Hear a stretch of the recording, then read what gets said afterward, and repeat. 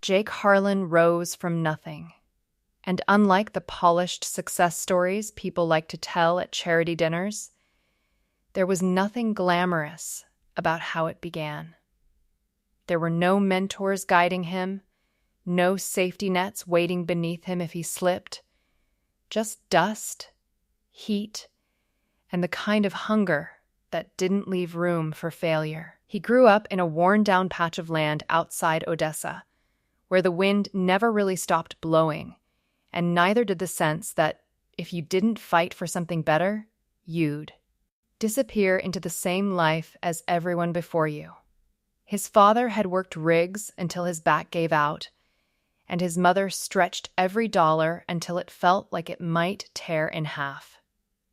Jake learned early that comfort was a luxury. By 17, he was already working as a roughneck on West Texas oil rigs. The work was brutal, the kind that left your hands torn open, your muscles screaming, and your mind too exhausted to think about anything except sleep. The sun burned without mercy, turning steel into something you could barely touch, and nights were no easier as the cold crept into your bones while danger never really left. Men got hurt out there, sometimes worse, but Jake didn't complain. He watched, he learned, and he pushed harder than anyone else. While others counted down their shifts, Jake studied everything, from the mechanics to the decisions supervisors made under pressure. He didn't just want to survive the rigs, he wanted to understand them. By 25, he had saved enough and risked enough to start something of his own. It wasn't impressive at first, just 2 aging trucks, a small crew, and a constant fear that one bad job could wipe him out completely. But Jake had something most didn't. He didn't stop. Days blurred into nights and nights into weeks as he chased contracts others ignored, taking risks on smaller wells and uncertain opportunities that didn't look like opportunities at all, until one of them changed everything.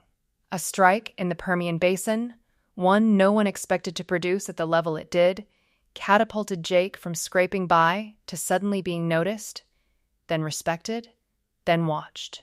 Harlan Energy Partners grew faster than even he had planned. And soon investors were calling, bigger contracts followed, and the same people who once overlooked him now treated him like he had always belonged. By 32, Jake wasn't just successful. He was a name. Houston welcomed him the way it welcomes power, with open doors and quiet expectations. He bought a 12,000-square-foot mansion in the Woodlands, a place that felt less like a home and more like a statement, with high ceilings and polished floors reflecting. A life he had built piece by piece. Then came the Aspen Chalet, the private jet, the tailored suits that fit like they had always belonged to him. From the outside, it looked like completion, like he had finally made it. Then Brittany Callahan walked into his life and made it feel real. She had a presence that drew attention without trying, or at least that's how it seemed at first. A former University of Texas cheerleader, she carried herself with effortless confidence, her bright smile and natural charm making every room feel like it shifted slightly in. Her favor. Jake met her at a charity event he almost didn't attend, and when she laughed at something he said, something simple he barely remembered, it felt like the constant pressure of. His world eased for a moment. That was all it took. Their relationship moved fast, faster than it should have. But when you've spent your whole life building something, there's a temptation to believe you've earned happiness when it shows up. Jake didn't question it, and within a year they were married. At first, it felt perfect.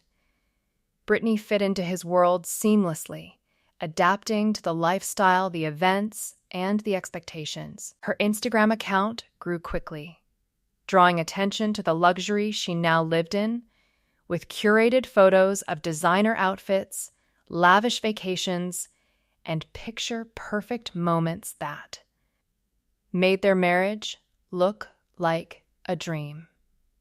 Nearly 500,000 people followed her life, and Jake believed they were seeing the truth.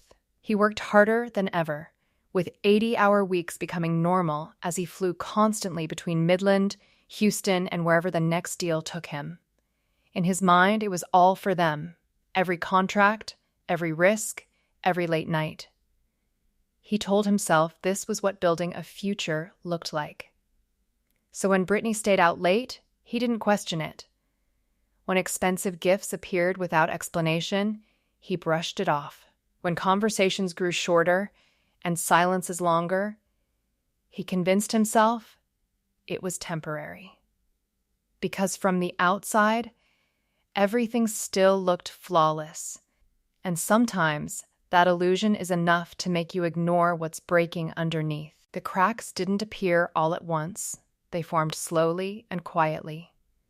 Brittany spent more time focused on her image than their relationship, with photo shoots replacing conversations and social events replacing quiet evenings. Even when they were in the same room, it felt like they were living separate lives.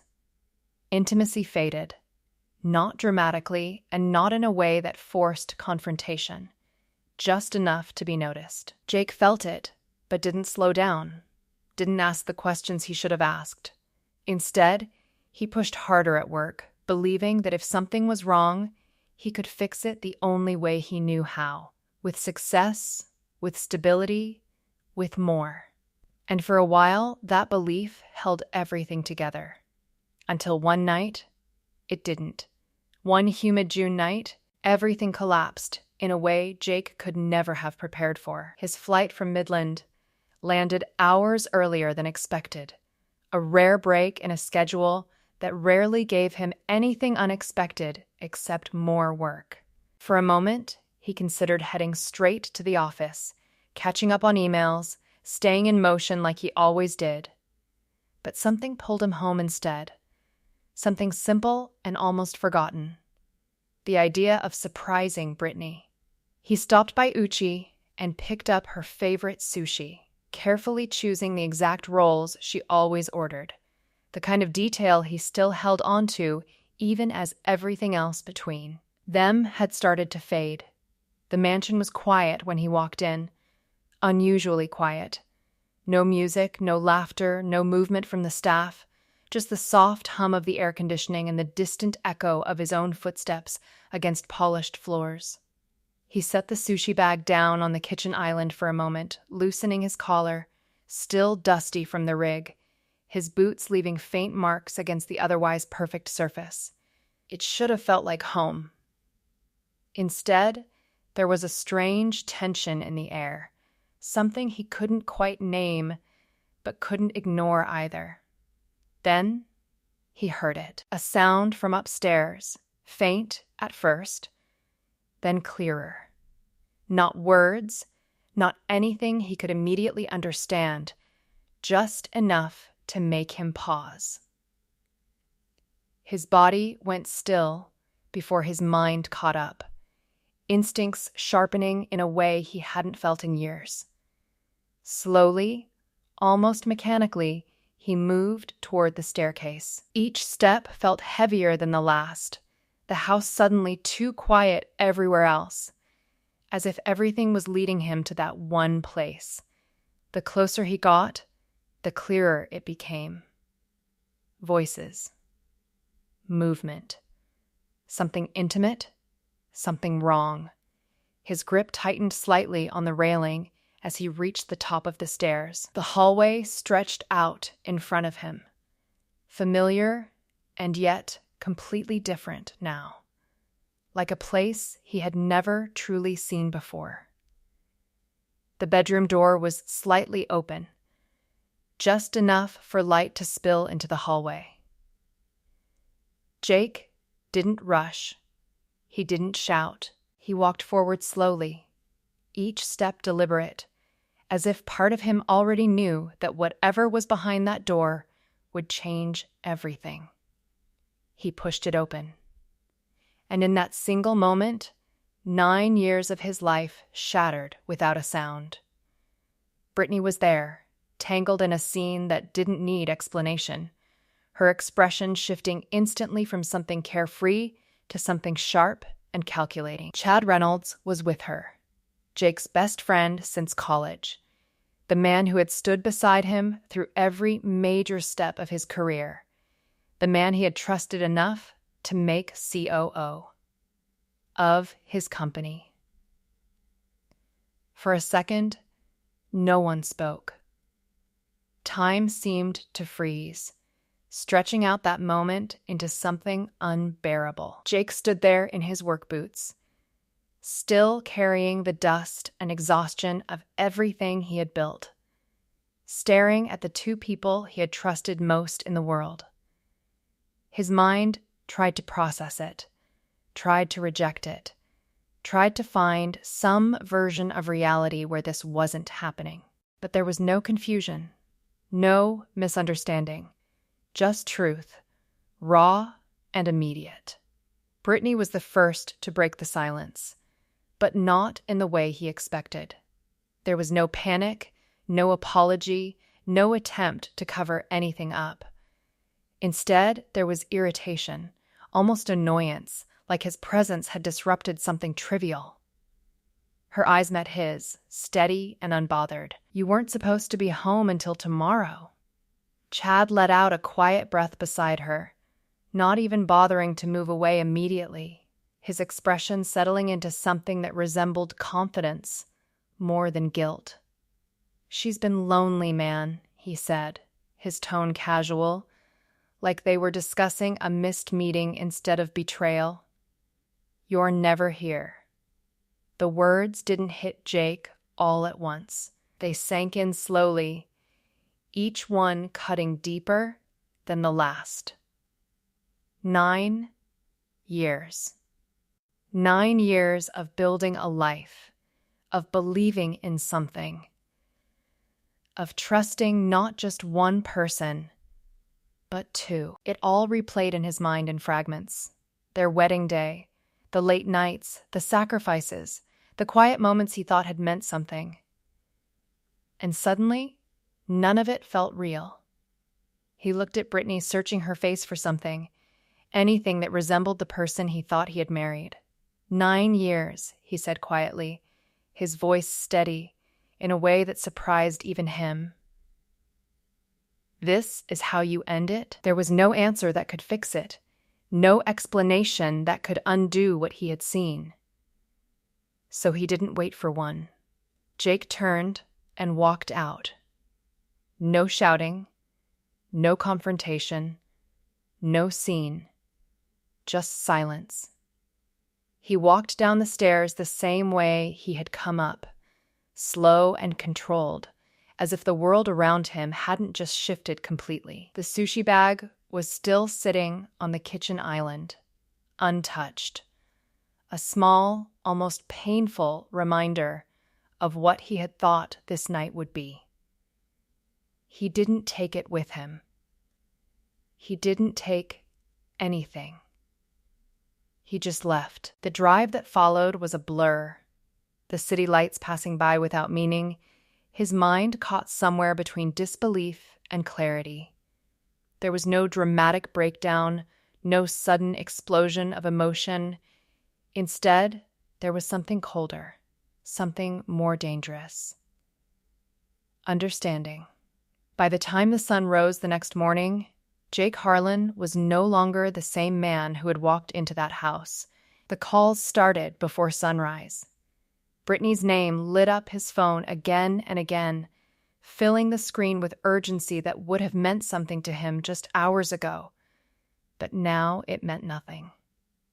Jake sat in the quiet of a downtown Houston condo he barely used, staring out at the skyline as the city slowly came alive. He let the phone vibrate until it stopped, then start again. then stop. Dozens of missed calls stacked up. Messages followed, long ones, short ones, voice notes filled with tears and rushed apologies that came too quickly to feel real. He didn't listen to a single one. He moved through the morning with a calm that felt almost unnatural. Shower, coffee, clean clothes, every action precise and controlled, as if routine itself could anchor him. While everything else shifted. Inside, something had changed overnight. The part of him that reacted emotionally, that tried to fix things, that believed in second chances, had gone quiet, replaced by something colder, sharper, more focused. By mid-morning, he made his first call. Not to Brittany and not to Chad, but to a lawyer. The firm he chose wasn't just good, it was ruthless. The kind that didn't lose because they didn't allow themselves to be unprepared. By noon, he was sitting across from a woman known for dismantling high-profile divorces with surgical precision. He didn't waste time with unnecessary details, laying out the facts cleanly: marriage, assets, betrayal, potential exposure. She listened without interruption, her expression unreadable, and when he finished, she leaned back slightly and asked, "Do you want this handled quietly, or do you want to win?" Jake didn't hesitate. "I want control." That was enough. By the time he left, the first pieces were already moving. Financial reviews, asset mapping, legal positioning, nothing aggressive yet, nothing that would alert Brittany, just quiet groundwork that would become impossible to undo. But legal control wasn't enough, and Jake knew that, so his next call went to someone who didn't appear in directories or advertisements. A former federal investigator who now worked privately, the kind of man hired when something needed to be uncovered without noise. They met that evening in a private room at a hotel bar, far from Brittany's world. The man didn't ask many questions, and Jake didn't offer unnecessary explanations. He gave him names: Brittany Callahan, Chad Reynolds, a rough timeline, and one clear instruction: I want everything. The investigator nodded once and said, "Then don't contact them, don't confront them, act normal." Jake's answer was immediate and steady: "I can do that." The next few days became a study in restraint. Brittany kept calling, texting, shifting between panic, anger, and desperation. At one point, she showed up at the mansion, then again at his office, trying to catch him face to face, but Jake avoided her without making it obvious. Meetings ran long, schedules shifted, doors stayed closed. To everyone watching, nothing had changed. Jake still showed up to work, still ran meetings, still made decisions with the same calm authority. If anything, he seemed more focused, more precise. Chad was still there too, playing his role perfectly, unaware that anything had been discovered. They sat in the same rooms, discussed the same deals, exchanged the same professional words, but something underneath had shifted. Jake watched him differently now. Every smile, every handshake, every casual comment looked different when you knew the truth. At night, Jake returned to the condo instead of the mansion. The distance helped, giving him space to think without interruption or performance. He slept less, but didn't feel tired, his mind constantly working, connecting pieces, preparing for what came next. Then the first report came in. It wasn't dramatic, just information, dates, locations, patterns, but it was enough to confirm that what he had seen wasn't a one-time mistake. The affair between Brittany and Chad stretched back months, then longer, nearly 2 years. Jake read the report twice, his expression unchanged, then set it down and waited. Because he knew more was coming. And it did. Financial irregularities surfaced next, small at first. transfers that didn't align with normal spending, accounts that hadn't been disclosed. The investigator traced them carefully, building a map that led to something hidden but deliberate. Brittany wasn't just betraying him emotionally, she was preparing. At the same time, patterns emerged, meetings Chad attended without clear purpose, events Brittany insisted on going to alone, overlapping timelines that painted a picture far more coordinated than careless. Jake didn't react. He absorbed it, piece by piece, day by day. Each new detail didn't shock him anymore. It sharpened him. He stopped thinking about what had happened and started thinking about what they believed. They believed he didn't know. They believed they had time. They believed they were in control. And that belief became his advantage. A week after that night, Jake returned to the mansion for the first time. Not dramatically, not confrontationally, just another evening, as if nothing had changed. Brittany was there waiting, her face a mix of relief and anxiety the moment she saw him. "Jake," she said quickly, stepping toward him, her voice breaking in all the right places. "Please, just let me explain." He looked at her, really looked at her, seeing past the performance now, past the version of her he had built in his mind for years, and then he gave her exactly what she expected. A small nod, a controlled expression. "We'll talk," he said calmly. Hope flashed across her face instantly, and in that moment, Jake knew they still had no idea what was coming. The next phase didn't come all at once. It unfolded like something carefully buried, finally rising to the surface piece by piece. And the deeper Jake looked, the uglier it became. The investigator stopped sending simple summaries and started delivering full reports, files thick with timestamps, photos, transaction logs, and transcripts that left very little to interpretation. It was no longer just an affair.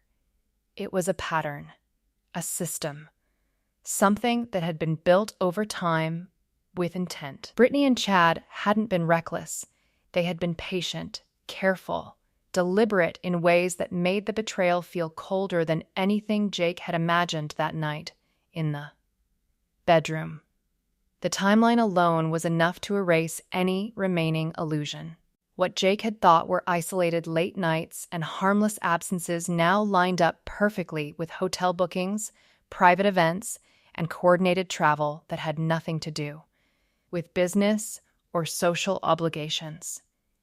Nearly 2 years of overlap, 2 years of lies delivered casually over dinner, through text messages, through moments that now replayed in his mind with an entirely different meaning. Birthdays, anniversaries, quiet evenings that he had believed were real, all layered with deception so cleanly executed it almost felt professional. Then came the messages. Not just conversations, but tone, language, the way Brittany and Chad spoke when they believed no one else would ever hear them. There was no guilt in it, no hesitation, no sign that either of them viewed what they were doing as temporary or wrong. Instead, there was confidence, even amusement, as if Jake's absence from their shared reality made everything easier, almost justified. Brittany complained about his schedule, about his focus on work, twisting the very sacrifices he made into reasons for her choices. Chad responded with reassurance, but not the kind a friend would give, the kind that reinforced a shared narrative where Jake was no longer central, just useful. The financial trail made it worse. The small irregularities the investigator first noticed turned into something far more structured. Money had been moved gradually, carefully enough to avoid immediate detection, but consistently enough to reveal intent. Accounts opened under layered names, transfers routed through secondary channels, amounts that individually looked insignificant but together formed something undeniable. Over $300,000 redirected into a hidden reserve that Brittany controlled without disclosure. It wasn't impulsive spending, it was preparation. Jake read through the documents without interruption, his expression never shifting, but inside the last pieces were falling into place. This wasn't just betrayal, it was strategy, and he was only now seeing the full outline of it. The investigator didn't need to dramatize anything when they met again. He simply laid out the connections. Chad's meetings with certain investors that hadn't been formally recorded, Brittany's increasing presence at events where Jake had been absent, conversations that hinted at influence being built quietly in the background. Then came the recordings. At first, Jake didn't react to the idea of them. It was just another piece of evidence, another layer to confirm what he already suspected. But when he actually listened, something shifted. Not outwardly, not in a way anyone else would see, but enough to mark the moment permanently. The voices were clear, unguarded, stripped of any performance. Brittany laughing, relaxed in a way she hadn't been with him in a long time. Chad speaking with a confidence that bordered on arrogance. "He doesn't even see it," Brittany said at one point, her tone light, almost playful. "He won't," Chad replied. "He's too busy thinking he's in control." There was a pause, then another line that settled deeper than the rest. "He's just the walking ATM," Brittany added. Jake didn't stop the recording. He let it play through. Every word, every laugh, every casual dismissal of the life he had built and the trust he had given. Chad's response followed, steady and certain. "Once the merger goes through, we push him out. Clean. He'll never see it coming." Another pause, then quieter, almost satisfied. "Then it's ours." There it was. Not just betrayal of a marriage, but an attempt to take everything else with it. The company, the control, the future he had spent years building from nothing. Jake sat back slightly, the room around him silent except for the faint hum of the city outside. For a long moment, he said nothing. Not because he didn't know what to think, but because everything had become clear in a way that removed the need for reaction. Anger would have been easier, louder, more immediate, but what replaced it was something far more controlled. Clarity. He finally understood the full scope of what they believed. They believed he was distracted, predictable, too focused on expansion to notice the shift happening right beside him. They believed they had time to position themselves, to build alliances, to move money, to create a version of the future where he was no longer necessary. They believed that when the moment came, he would be the last one to realize he had already lost. That belief became the most valuable thing Jake had, because it meant they weren't watching him. It meant they wouldn't see him move. When he finally spoke, his voice was calm, measured, exactly the same tone he used in boardrooms when making decisions that affected millions. "How many people know?" he asked. The investigator answered without hesitation. "Directly, just them. Indirectly, a few contacts, but no one with the full picture." Jake nodded once, processing it. Contained. Manageable. "Good," he said quietly, because now it wasn't about discovering anything else. It was about deciding how it would end. From that moment on, Jake stopped reacting entirely and started executing. Every move he made was quiet, precise, and timed so carefully that nothing created suspicion. On the surface, everything remained exactly the same. He still showed up at the office, still worked late, still traveled when needed. He even returned to the mansion more regularly, slipping back into routines Brittany recognized, giving her just enough reassurance to keep her guard down. If anything, he appeared calmer than before, more present, almost as if he had accepted her explanation without question. That illusion was intentional. Behind the scenes, he began restructuring everything. The first step was control of assets. Working through his lawyer, he shifted ownership of key holdings into an irrevocable trust, one designed so tightly that reversing it would be nearly impossible. The trustee wasn't a corporate name or an outside firm. It was his sister in Austin, someone Brittany had always underestimated, and Chad had never considered relevant. Within days, the majority of Jake's personal wealth, including controlling shares in Harlan Energy Partners, sat beyond their reach without triggering any immediate alarms. Next came access. Passwords changed across every system that mattered, but not all at once, and not in ways that would draw attention. Administrative privileges were quietly reassigned. Authorization layers were added under the guise of routine security upgrades. Chad still logged in every morning, still saw what he expected to see, but certain doors were no longer truly open to him. Data flows were rerouted, approvals required additional signatures, and key decisions began passing through channels Chad didn't fully control anymore. The financial locks followed. Joint accounts were gradually restricted, flagged for internal review by banking contacts who owed Jake favors. Large transfers required dual confirmation. Credit lines were adjusted. Nothing was frozen outright, not yet, but the flexibility Brittany had once enjoyed began tightening in ways she couldn't quite explain. She noticed small delays, subtle denials, but every time she brought it up, Jake had an answer ready. Calm and reasonable. Just temporary compliance checks, he would say. Standard stuff with the new expansion, and because it sounded believable, she let it go. At the same time, Jake replaced the mansion's security system. Cameras upgraded, access points reconfigured, entry logs rerouted to a private server only he controlled. Brittany still moved through the house freely, still believed it was her space, but every movement was now recorded, every entry and exit tracked.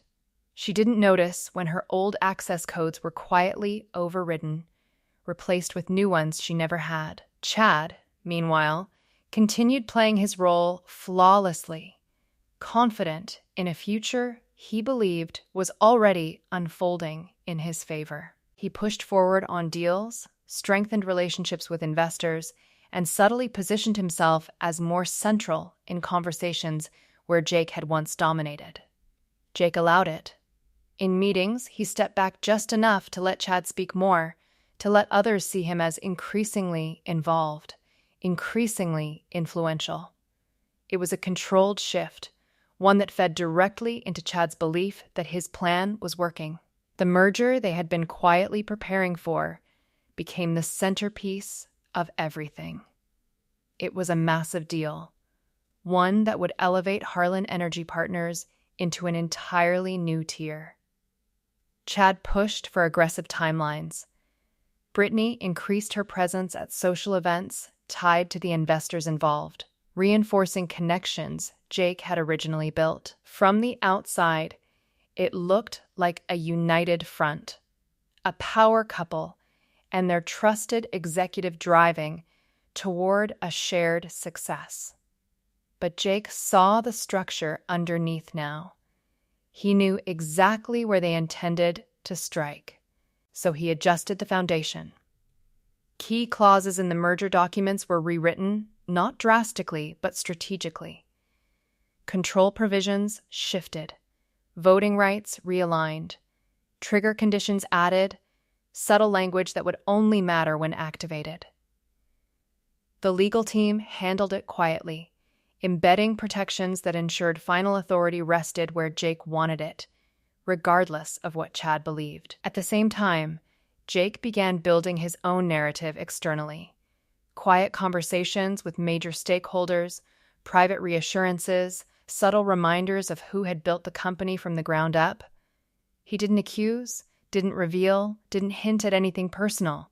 He simply reinforced trust in himself, strengthening relationships that would matter when the moment came.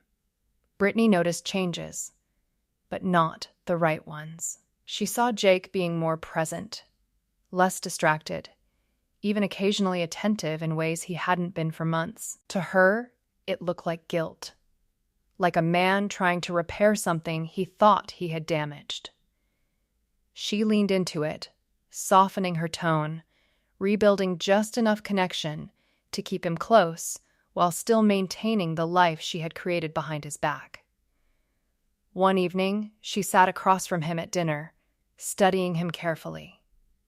"You've been different," she said, her voice gentle, measured. "More here." Jake met her gaze without hesitation. "Maybe I've just been too busy before." She smiled slightly, relieved, interpreting his words exactly how she wanted to. "I missed this," he nodded once, saying nothing more. Across the table, the illusion held perfectly, but inside, everything had already shifted beyond repair. By the time the gala invitations went out, everything was in place. The assets secured, the access controlled, the legal structure reinforced, the evidence compiled. Brittany and Chad believed they were weeks away from executing their plan, from stepping into a future where Jake would be removed cleanly and quietly. Jake knew something they didn't. They were right about one thing. It was almost time, just not in the way they expected. The night of the Oil and Gas Gala arrived, wrapped in polished perfection, the kind of event where power dressed itself in elegance and everyone pretended everything was exactly as it should be. The Hilton Americas ballroom glowed under crystal chandeliers. 800 of Houston's most influential figures moving through the space in tailored suits and designer gowns. Conversations layered with quiet deals and calculated smiles. Cameras flashed, champagne flowed, and the atmosphere carried that familiar mix of prestige and performance. Jake arrived precisely on time, stepping out in a black tuxedo that fit him with effortless authority. His expression calm, unreadable, completely in control. Beside him, Brittany looked flawless in a deep red gown that caught every eye in the room, her confidence fully restored, her smile perfectly placed as if the past few weeks had reset everything between them. She held onto his arm just enough to sell the image, leaning into him when cameras turned their way, playing the role she had perfected for years. Chad was already inside, moving easily through the crowd, shaking hands, laughing, positioning himself exactly where he believed he belonged, close enough to power to claim it. Soon. From the outside, it looked like a celebration of success, of growth, of everything Harlan Energy Partners had achieved. Inside, it was something else entirely, a stage that had been prepared down to the smallest detail. Jake moved through the room with quiet precision, greeting investors, exchanging words that sounded routine but carried weight beneath the surface. Every conversation reinforced his presence, his authority, his place at the center of everything. People responded the way they always had, with respect, with trust, with the unspoken understanding that Jake Harlan was the reason they were all standing there tonight. Chad noticed it too, but interpreted it differently, seeing it as something he was about to inherit rather than something he was about to lose. As the evening progressed, the energy in the room built naturally. Speeches, laughter, glasses raised to future deals and continued success. Brittany moved effortlessly between groups, her charm fully activated, drawing attention, reinforcing connections, unaware that every step she took was being observed in a completely different way now.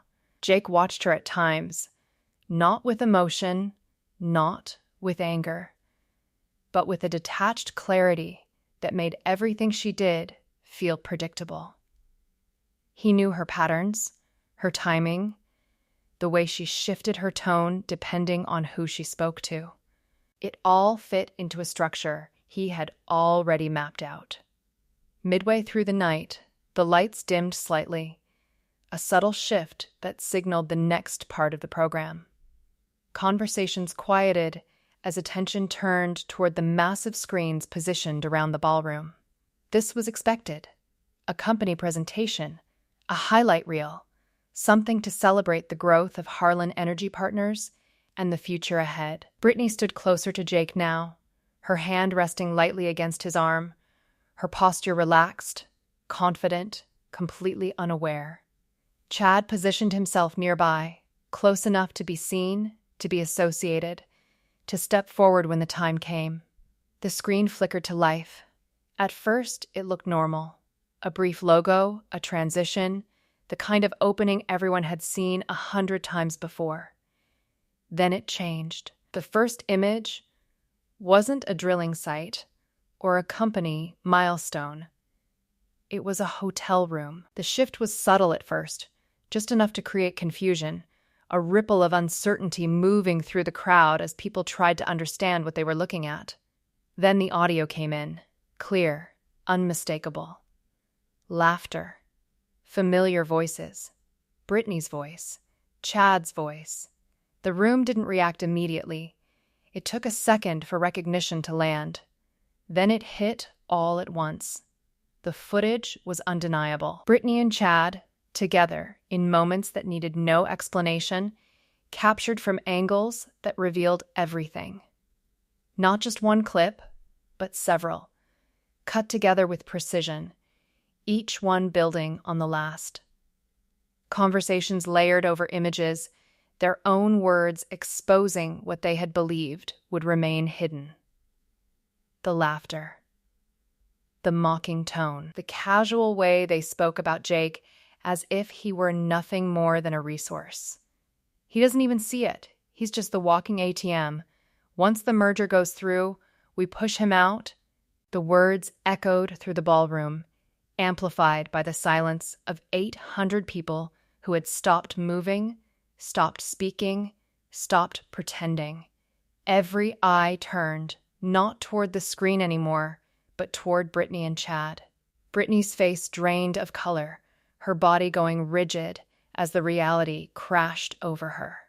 "Jake," she started, her voice breaking, but the word barely made it out. Chad stepped back instinctively, his composure cracking for the first time, his eyes scanning the room as if looking for an exit that no longer existed.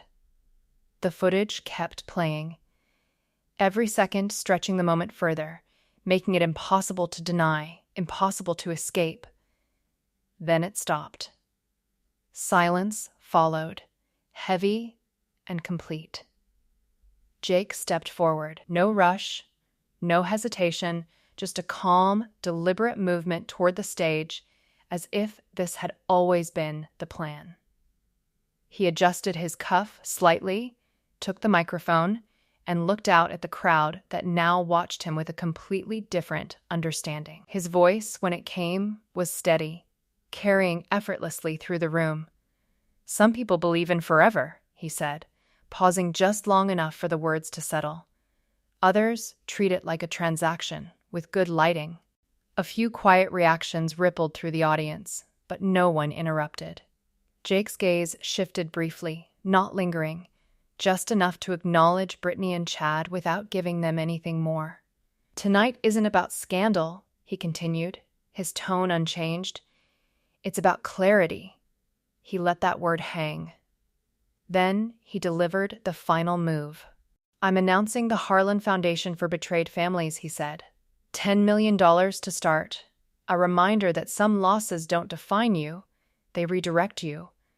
The room absorbed it, the shift from exposure to purpose landing with a weight that no one had expected. Security moved quietly but efficiently. Chad was stopped before he could reach the exit. His path blocked without force, but without question. Brittany stood frozen, the reality still catching up to her as everything she had built collapsed in a matter of minutes. Phones were already out, recording, capturing. By morning, it would be everywhere. Jake didn't look back as he stepped away from the stage, because for him, it was already over. By the time the sun rose the next morning, the fallout had already begun to spread faster than anyone could contain it. What happened in that ballroom didn't stay there. Videos surfaced within hours, first in private circles, then across social media, then everywhere. Clips of the screen, the audio, Jake's speech, Brittany's expression, Chad being stopped at the exit. It all moved at a speed neither of them had prepared for, amplified by the very audience they had spent years trying to impress. Names that once carried influence now carried something else entirely. By mid-morning, the story had reached every major business contact tied to Harlan Energy Partners. Every investor, every partner, every brand that had ever worked with Brittany. The narrative wasn't unclear. It didn't need interpretation. The evidence had spoken for itself. Brittany felt it first. Calls stopped coming. Messages went unanswered. The same people who once competed for her attention suddenly had no interest in being associated with her name. Sponsorship emails that had once been constant disappeared overnight, replaced instead with formal termination notices, carefully worded, but unmistakably final. Her social media accounts, once filled with admiration and engagement, turned volatile. Comments shifted from praise to judgment, from curiosity to ridicule. Followers dropped by the thousands, then tens of thousands. The image she had built so carefully, so strategically, collapsed faster than it had ever grown. Chad's world followed closely behind. The industry that had once respected him moved with cold efficiency. Calls he made went unanswered. Meetings were canceled without explanation. Within 48 hours, he was formally removed from his position. The announcement brief and direct, citing conduct inconsistent with company values. No one defended him. No one questioned it. In an industry built on trust and reputation, he had lost both in a single night. Quiet conversations behind closed doors ensured something even more damaging. He wasn't just out, he was finished. No firm wanted the risk of bringing him in. No partner wanted the association. His name, once an asset, had become a liability. Jake watched none of it publicly. He didn't comment, didn't respond, didn't engage with the noise that followed. From the outside, he remained exactly what he had always been: controlled, focused, unaffected. Internally, the company stabilized quickly. Investors who might have been shaken by the scandal were reassured through direct communication and decisive action. The narrative shifted where it mattered most. Leadership remained strong. Operations continued without disruption. The merger, now fully under Jake's control, moved forward on his terms alone. What Brittany and Chad had planned to use against him had instead reinforced his position. The legal process unfolded just as precisely. Divorce filings moved forward with clarity, backed by evidence that left little room for dispute. The hidden accounts, the financial movements, the documented intent, it all surfaced at exactly the right moments, shaping the outcome before it could be challenged. What Brittany had quietly tried to secure for herself became a point against her instead. Negotiations that might have been drawn out ended quickly. There was nothing left to leverage. Time passed, not dramatically, but steadily. The noise faded as it always does, replaced by new stories, new scandals, new distractions for the world to consume. But consequences didn't disappear with attention. They settled into place. 6 months later, the rain came down hard over Houston, heavy enough to blur the edges of everything it touched. Jake had moved out of the mansion long before, leaving it behind without sentiment, replacing it with a quieter space that suited him better. That night, as the rain hit the windows in steady rhythm, there was a knock at the door. He already knew who it was before he opened it. Brittany stood there, soaked, her hair clinging to her face, her posture no longer carrying the confidence it once had. The transformation wasn't just physical, it was something deeper, something stripped down to what remained when everything else was gone. For a moment, neither of them spoke. Then she did. "I have nothing left," she said, her voice unsteady, not rehearsed this time, not controlled. "I lost everything. The sponsors, the house, the accounts, all of it." She took a small step forward, her eyes searching his face for something that wasn't there anymore. "I know I don't deserve anything, but please, for the 9 years we had, just help me." Jake looked at her, not with anger, not with satisfaction, just with a quiet understanding of exactly who she was now and who she had been all along. There was no confusion left, no illusion, no part of him that still held on to what they had once been. He didn't invite her in. He didn't raise his voice. He simply took out his phone, typed a short message, and sent it. A final formality, something that made the boundary clear in a way words alone didn't need to. "You wanted the spotlight and the lifestyle," he said calmly, meeting her eyes one last time. "Now you live with the consequences of your choices." Her expression broke, but he didn't look away. "Don't contact me again." He closed the door before she could respond, the sound final, clean, without hesitation. Inside, the silence returned just as quickly as it had been interrupted, and this time, it stayed. After that night, Jake's life didn't swing back into chaos. It settled into something far more controlled, almost deliberately quiet. The kind of quiet that doesn't feel empty, but intentional.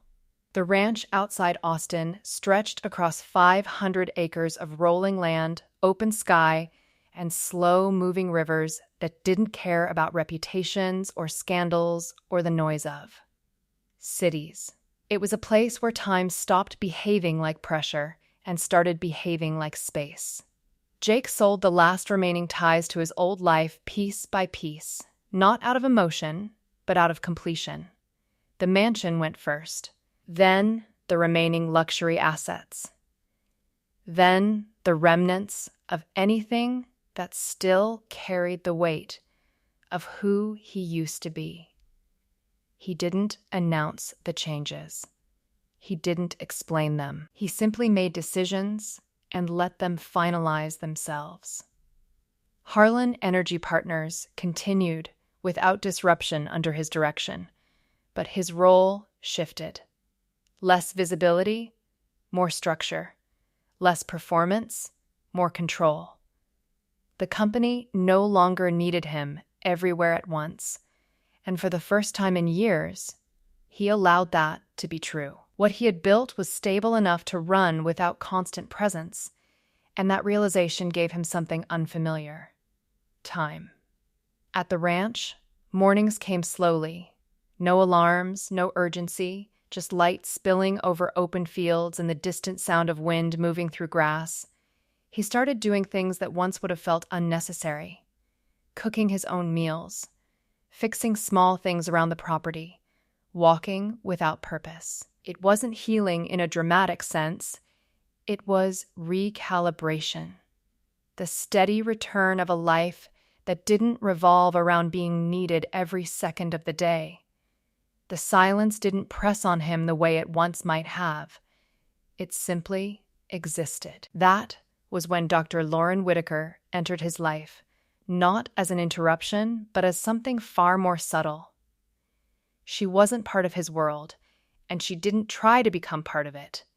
She was a veterinarian who worked with local ranches, practical, grounded, more interested in animals than status or conversation that meant nothing. The first time they met, it was over a simple injury on one of his horses. No introduction beyond necessity, no curiosity beyond the task in front of her. She didn't recognize him the way others did. Or if she did, she didn't react to it. That alone was different enough to register.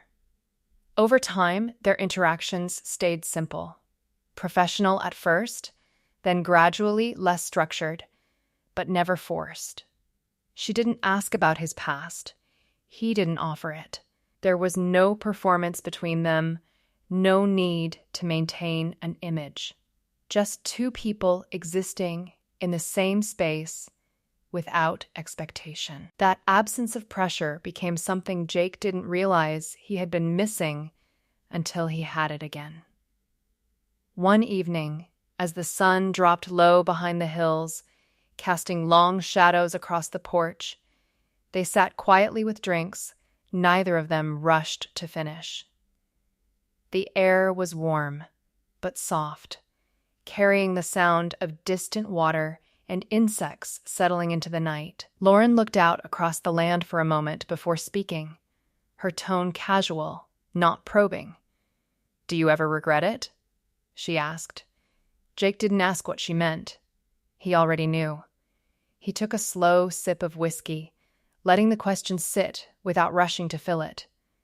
For a moment, it looked like he might deflect it, but he didn't. "Regret is the wrong word," he said finally, his voice steady even. "I stayed too long in something I should have seen clearly sooner. That's all?" Lauren nodded slightly, accepting the answer without pushing further. There was no pity in her expression, no fascination either, just understanding in the simplest form. A pause settled between them again, comfortable rather than heavy.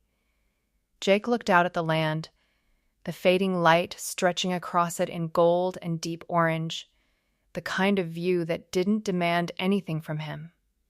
For years, everything had demanded something from him. Attention, reaction, control. Now, nothing did. He exhaled slowly, almost like releasing something that had been held too tightly for too long. "Everything else," he said after a moment, "was just noise." Lauren glanced at him briefly, then back at the horizon. The silence that followed wasn't empty. It was complete, and for the first time in a long time, Jake didn't feel like he was surviving his life. He felt like he was actually living it. Time didn't fix everything, but it changed the way everything felt. On the ranch, weeks stopped blurring into exhaustion and started forming something closer to rhythm. Jake still woke early, not out of habit from his old life, but because his body no longer carried the same weight of urgency. The land demanded nothing from him except presence, and even that was optional. Harlan Energy Partners continued to grow in the background, but the version of Jake that existed in boardrooms was no longer the version that defined his entire day. Decisions were handled efficiently, meetings were shorter, and for the first time in years, he didn't feel like the center of a machine that only functioned when he was constantly inside it. Lauren became a steady presence in that new rhythm, not as something that disrupted it, but something that existed alongside it naturally. She had a way of moving through life without forcing meaning onto every moment. When she was on the ranch, she was there for work, treating animals, checking injuries, talking to ranch hands with the same ease she used with Jake. There was no performance in her presence, no hidden agenda, no calculation behind her words. That simplicity was what made her different, and over time, it became what made her stay longer than she originally needed to. Jake didn't try to define what their connection was. He had spent too long in a world where labels came with expectations, and expectations came with pressure. So instead, He let things remain undefined. They talked when they talked. They sat in silence when silence felt right.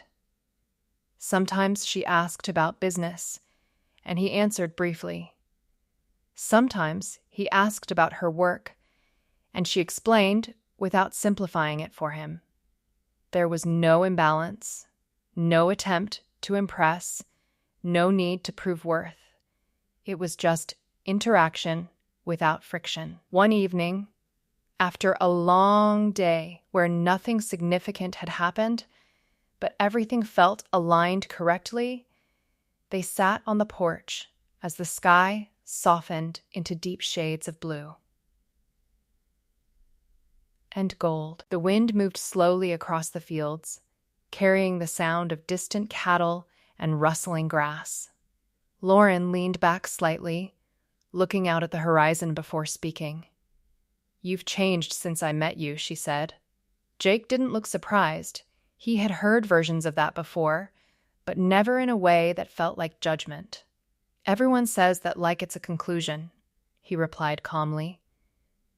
"What is it then?" He paused for a moment, choosing the words carefully, not because he was avoiding truth, but because he no longer felt the need to oversimplify it. "It's just distance," he said. "From things that used to feel like everything?" Lauren nodded slightly, as if that made sense, without needing further explanation. She didn't ask what those things were. She already knew enough, without needing details. A quiet settled between them again, but it wasn't the same silence Jake used to know. It didn't carry tension or unresolved emotion. It simply existed, like part of the landscape. After a while, Lauren spoke again, softer this time. "Do you ever think about going back?" Jake let out a small breath, almost like a quiet acknowledgement of how far that idea felt from him now. He looked out at the land before answering. "No," he said. Then, after a brief pause, he added, "There's nothing there that belongs to me anymore." Lauren didn't respond immediately. She just watched the horizon with him, as if accepting that answer as final, without needing to challenge it. The sun dipped lower, and the sky shifted again, deeper, quieter. Somewhere in the distance, a gate closed, a sound small enough to be ignored in a different life, but noticeable here. Jake stood up after a while, not abruptly, just naturally, like the moment had reached its end without needing closure. Lauren followed shortly after, and they walked back toward the house without speaking. The ranch lights turned on automatically as they approached, warm and steady against the growing dark. Inside, nothing waited except simplicity. No chaos, no hidden agendas, no second lives unfolding in silence. Just space. And for Jake, that space didn't feel like absence anymore. It felt like something finally settled. The months continued to pass, and with them, the weight of Jake's past stopped feeling like something that followed him and started feeling like something that had already been. Processed and stored away. Not forgotten, not erased, just no longer active. In Houston, his name still carried influence, but it no longer demanded his constant presence. The company had adapted to a structure that didn't rely on him being physically or emotionally embedded in every decision. That shift had once felt impossible, but now it was simply how things worked. Occasionally, reports would still reach him, market movements, expansion updates, industry changes.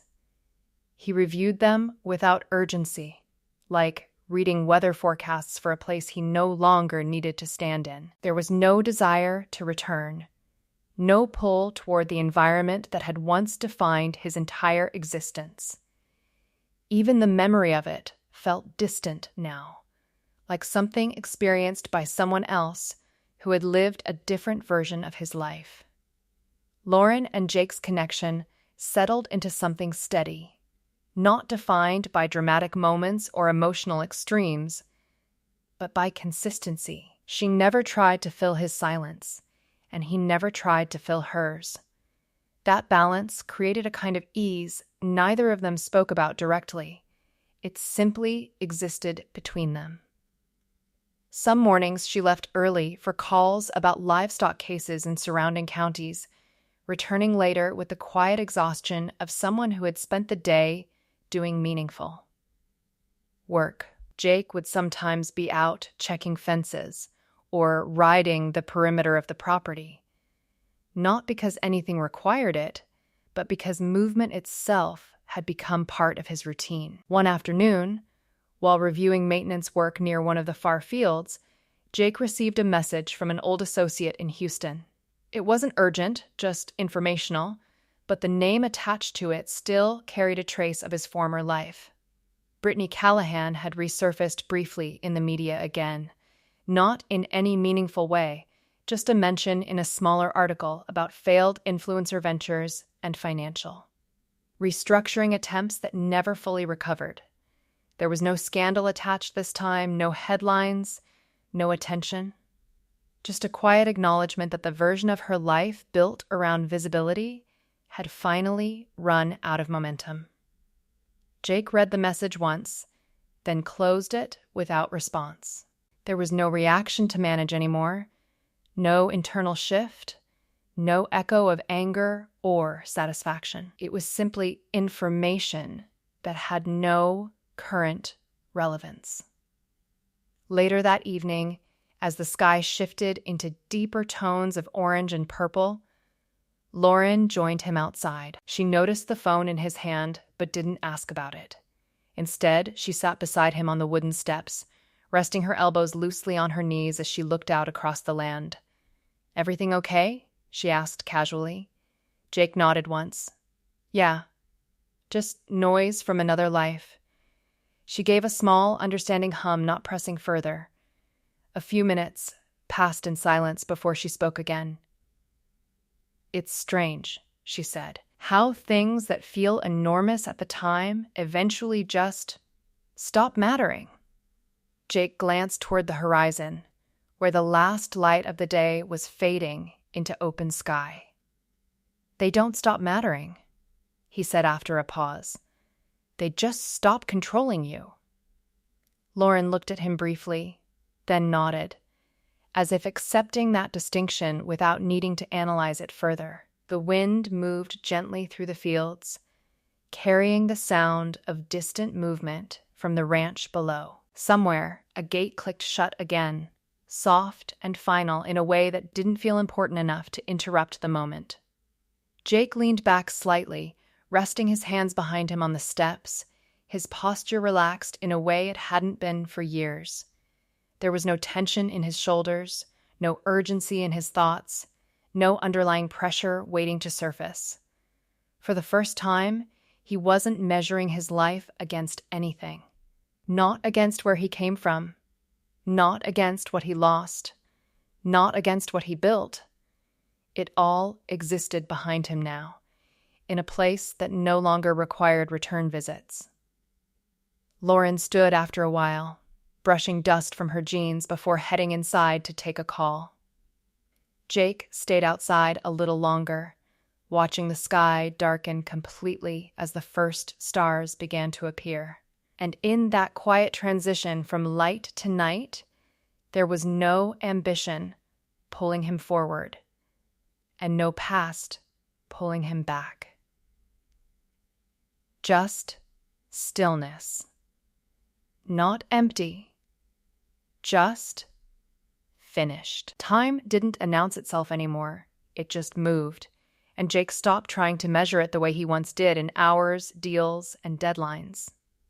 The ranch settled deeper into its own rhythm, and so did he.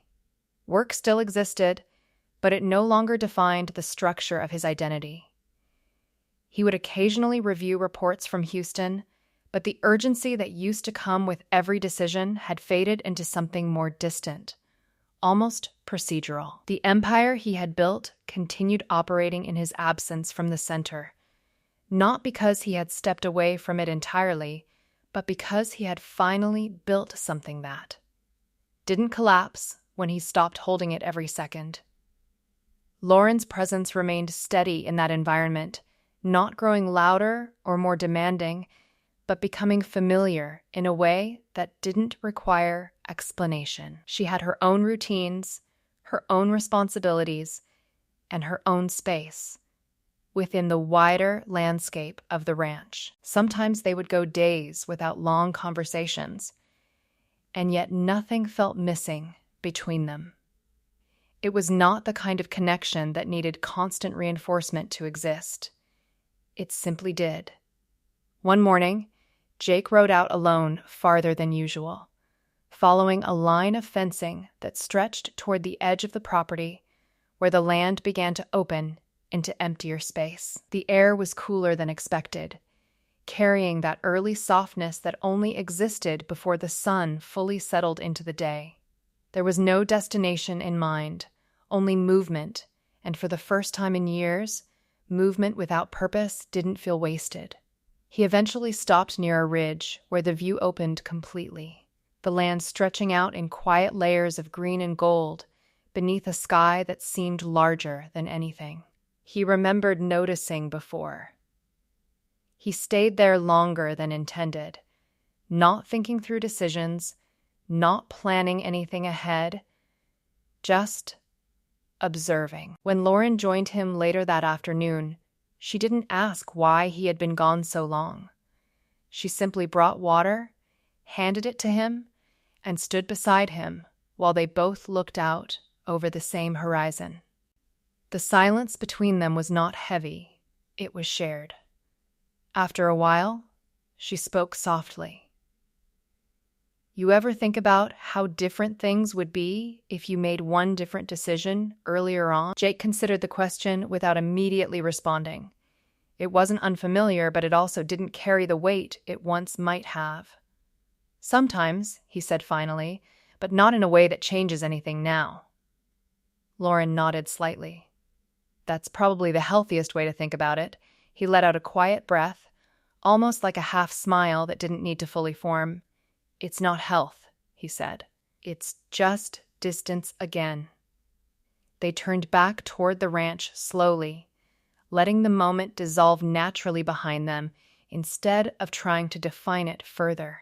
That evening, as the sun lowered and the land shifted into its familiar golden quiet, Jake sat alone for a while on the porch after Lauren had gone inside. The wind moved steadily through the fields, carrying sounds that didn't demand attention, but still filled the space around him. He thought briefly about how different silence used to feel. In Houston, silence had always meant something was wrong, something unresolved, something waiting to break. Here, silence meant nothing more than itself. It didn't warn, it didn't demand, it didn't hide anything underneath it.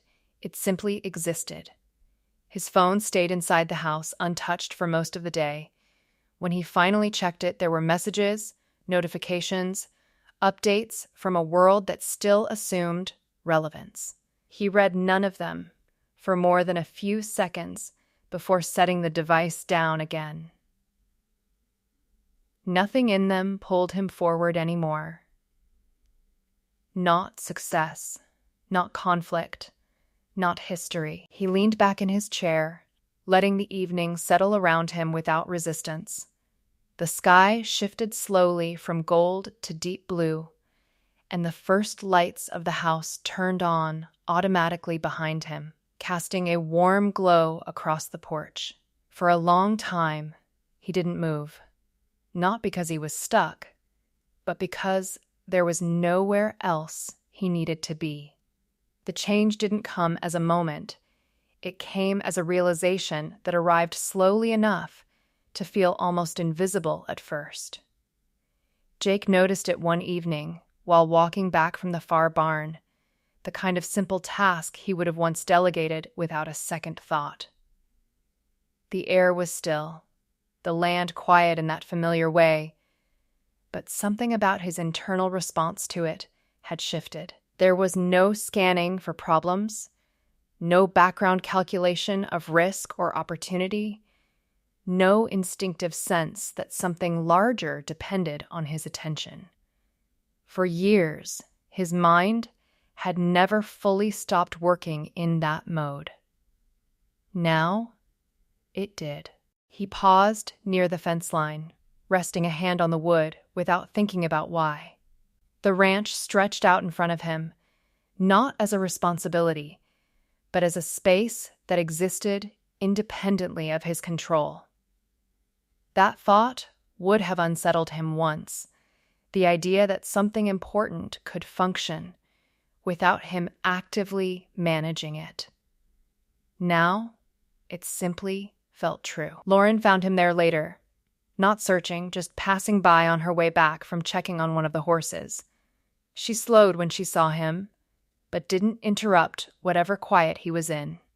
Instead, she leaned against the fence a few feet away, letting the moment continue as it was. "You're thinking again," she said lightly after a while. Jake gave a small, almost absent nod. "Not the usual kind.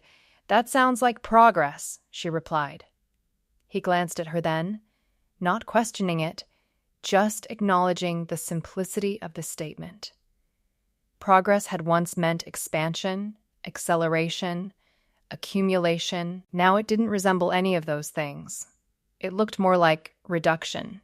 Fewer internal arguments, fewer layers of noise, fewer things competing for attention at once.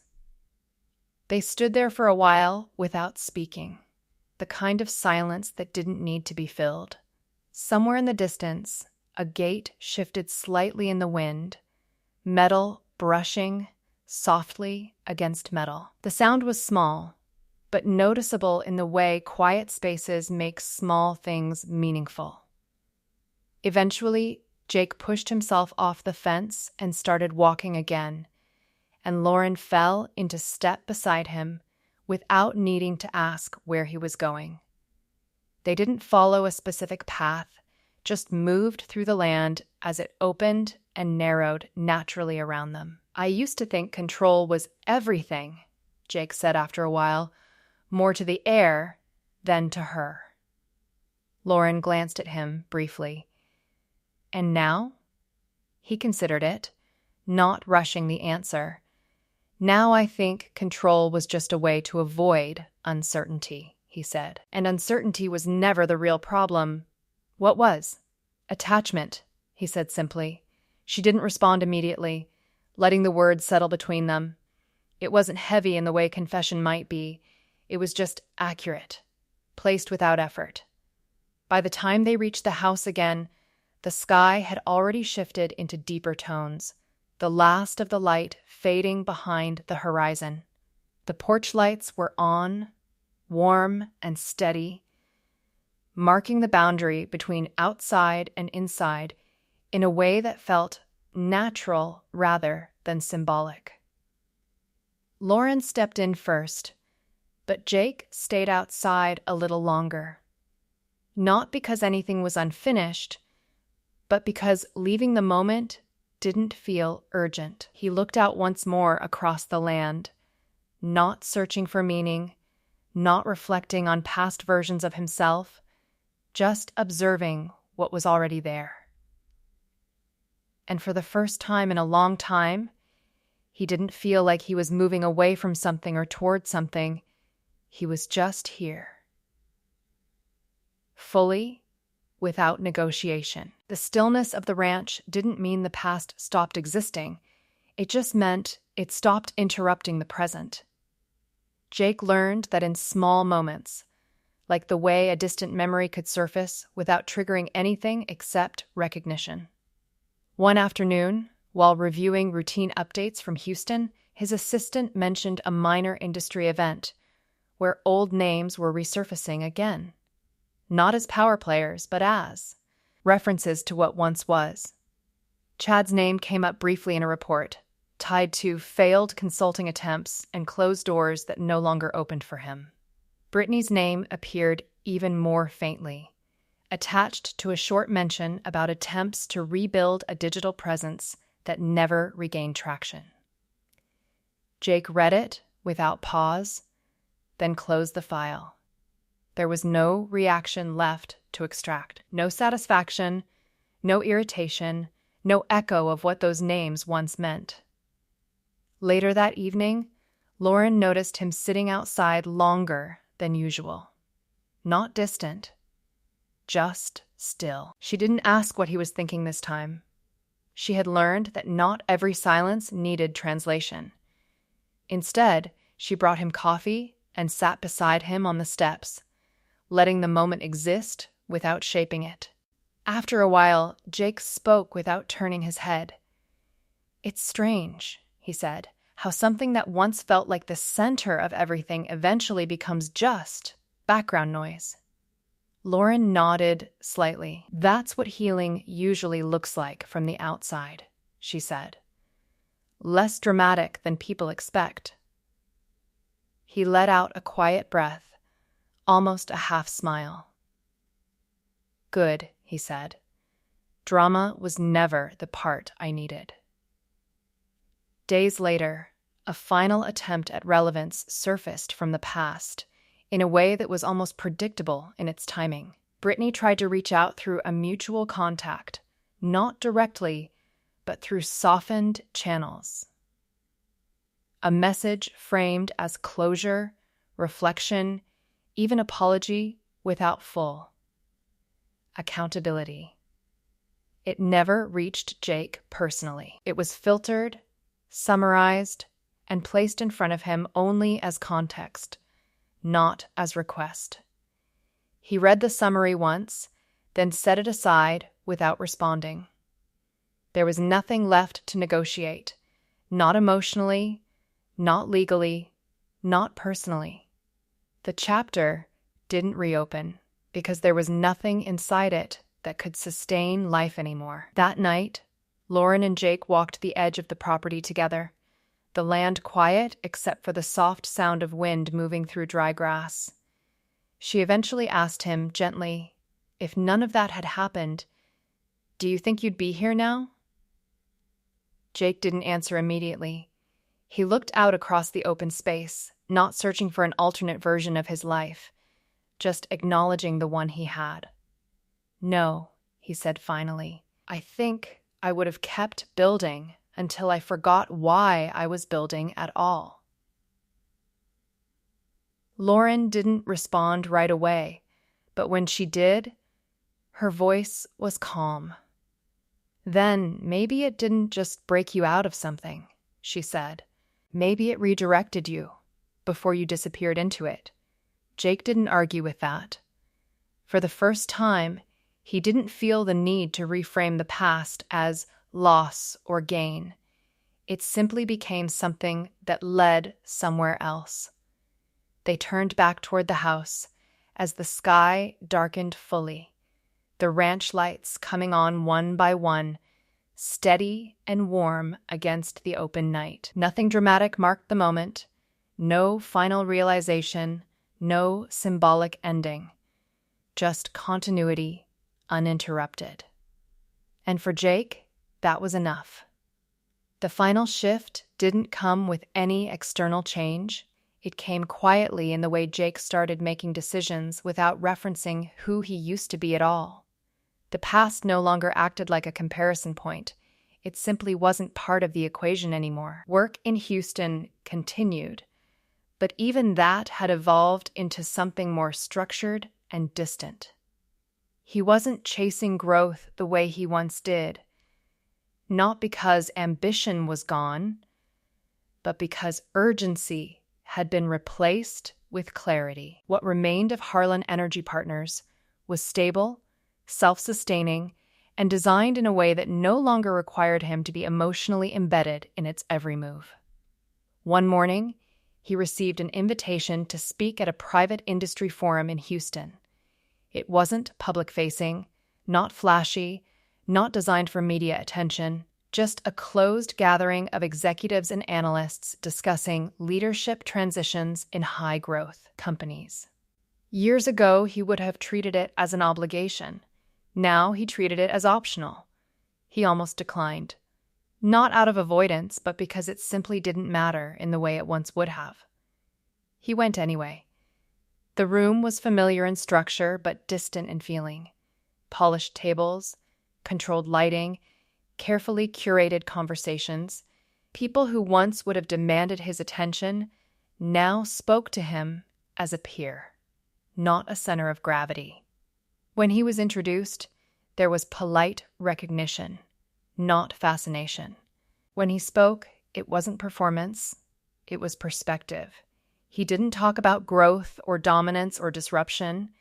He talked about sustainability, about systems that outlive the urgency that builds them, about how most people confuse control with stability until they lose both trying to maintain it.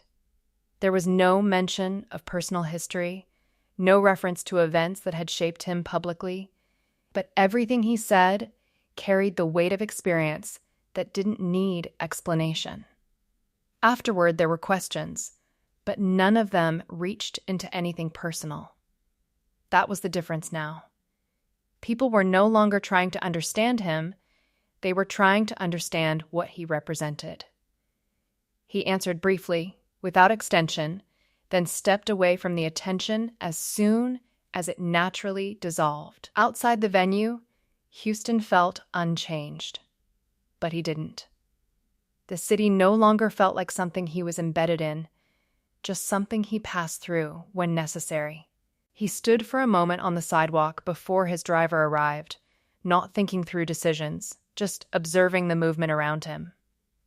Later that evening, back at the ranch, Lauren noticed the quiet shift in him without needing it explained. He wasn't different in behavior, but in presence, like something internal had settled into its final position.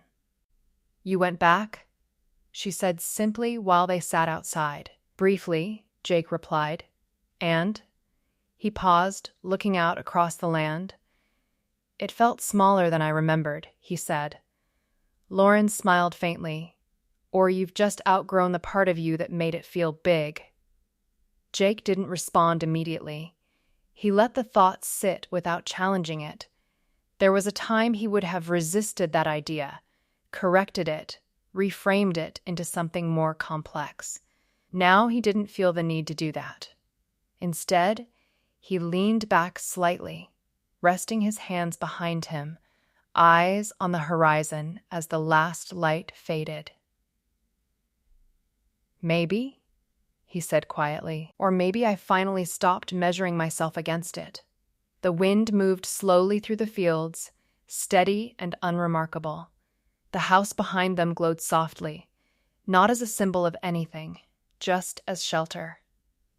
And for the first time, there was no sense of ending waiting ahead, no hidden chapter still unresolved, no unfinished version of himself pulling at the present. Just a life continuing without resistance,